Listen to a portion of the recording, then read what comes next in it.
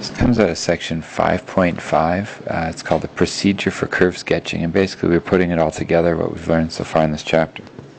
The procedure for curve sketching starts off with things that you didn't even learn in calculus necessarily, things like the domain.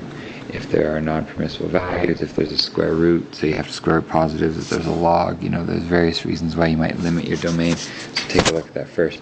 Second thing we look at, intercepts. Please remember that for x-intercepts that y equals 0, for y-intercepts that x equals 0, and just find what you have. The third one is symmetry, and symmetry basically says that if f of negative x gives you the same answer as f of x, you have what's called an even function, and if you put in a negative and you get the same answer but it's just a negative answer, you have what's called odd symmetry. Simplest examples to picture are like an x squared function being even, an x cubed function being odd, hence the even and odd names, but those aren't the only functions that have that. Now, the next thing we do is we take a look for asymptotes. Obviously not every function you look at is going to have asymptotes, and so you need to start to look and see which kind of functions you even need to look at. So we look at limits as x goes to infinity. We look at limits as x approaches what might be vertical asymptotes at non-permissible values, but we'll look at an actual example of that in a second. Finally, we get to the calculus part, so we do intervals of increase-decrease, which means we need to do the first derivative and get that information. Stemming from that, we get our local max-min. Then we head into our second derivative, and we have concavity, points of inflection.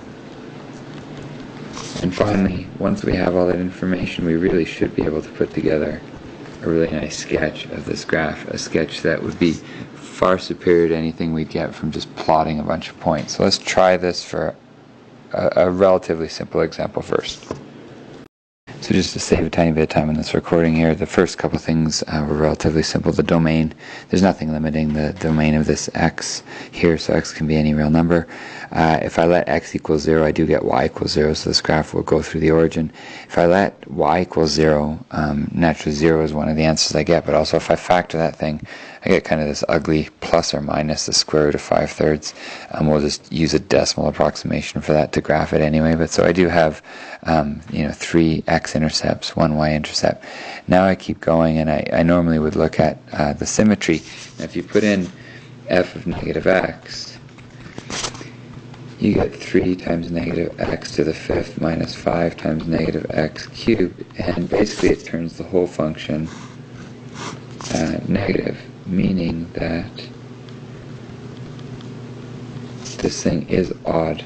Now, odd functions have an interesting type of symmetry, but once we have a look at the picture, I'll be able to talk about that a little bit more.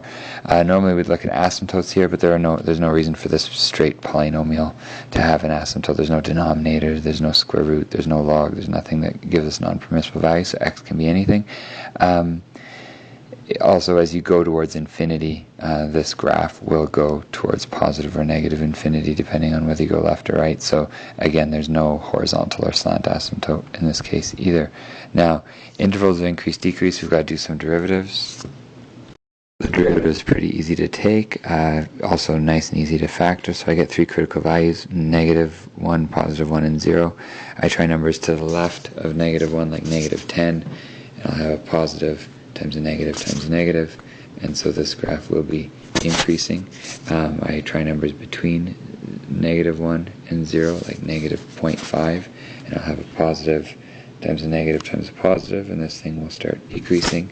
I'll try a number just slightly bigger than 0, like 0.5, positive, negative, positive, and so it continues decreasing, and anything greater than 1 makes this thing increase. So I do have a local max at negative 1, and if I put negative 1 into the original function, I get an answer, a y value of 2, and we have a min at positive 1, negative 2.